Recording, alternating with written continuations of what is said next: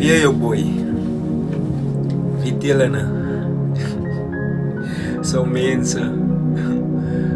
En ek meestal van die mense. Weet julle hoe voel het?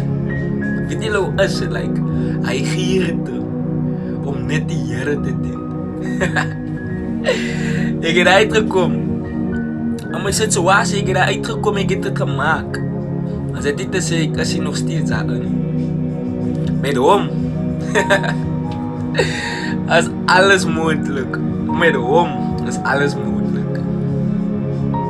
So wat ek wil sê is, moenie opgee nie. Moenie opgee nie. Die fight is worth it. Die fight is worth it. Die battle wat jy besig is om te fight is worth it.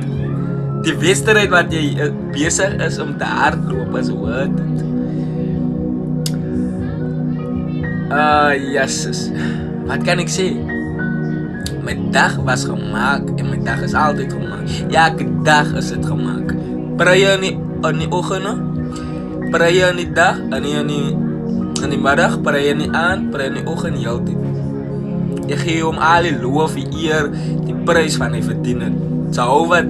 Jehovah. Ken julle het Jehovah?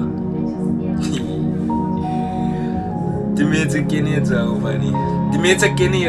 Ek weet nie, as mense wat op die comments gaan sê, hulle ken Jehovah. Hulle ken vir goed.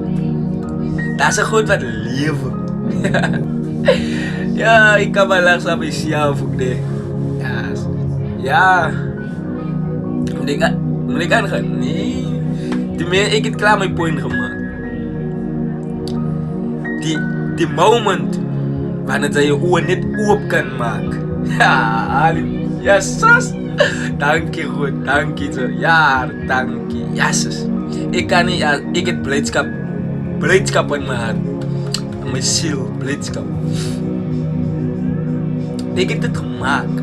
Nou, dieselfde, as ek het gemaakt, dan kan enige een het maak. Iets uitmaak. Jy need, all you need to do is probeer. En jy sal.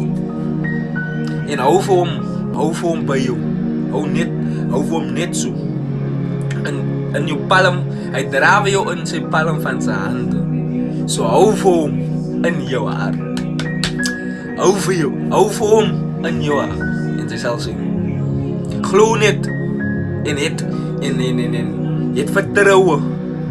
Het net vertroue. Mense kan sy nie vertrou nie. Mense hou nie hulle beloftes nie. Maar hy hou sy beloftes. Jezus.